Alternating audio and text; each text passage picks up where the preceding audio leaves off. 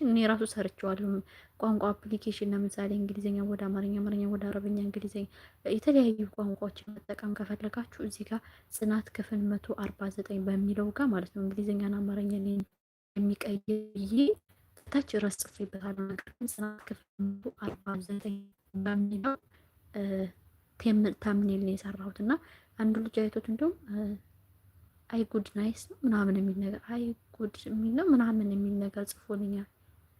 እና በጣም አሪፍ አፕሊኬሽን ነው። እሱን ተጠቅሞ መሰለኝ አሁን እሰቡት ከኢንዲያ ወደ አማርኛ ማለት ነው አክቲቭ የሆነ ሰው ይቀይረዋል። እኔ እንደውም ብዙ ጊዜ ከአረበኛ ወደ እንግሊዘኛ ነበር የምቀይርበት፣ ወይም ከአረበኛ ወደ አማርኛ ቀይርበታለሁ።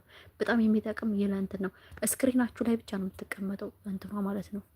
እቺ የምታነብላችሁ ነገር ስክሪን ላይ ክብ ትሆንና ወይም ሰረዝ ትሆንና ቁጭ ትላለች። ቀጥታ እናንተ ክቧን ወይም ሰርክሏን ታመጡና በእጃችሁ ጫን ብላችሁ እንዲህ ስታረጉት ያለውን ነገር በአረበኛ ከፈለጋችሁ በአረበኛ፣ በአማርኛ ከፈለጋችሁ በአማርኛ፣ በእንግሊዝኛ ከፈለጋችሁ ለምሳሌ ሌላ ሰው በእንግሊዝኛ የጻፈላችሁ ከሆነ እናንተ ወደ አማርኛ መተርጎም ከፈለጋችሁ ስክሪናችሁ ላይ ነው የምትቀመጠው። ዝም ብላችሁ በእጃችሁ ነካ ስታረጓት ለብጥና በአማርኛ ትሰ እዚህ እኔ አፕ እንትን ላይ እኔ ኢትዮ ውስጥ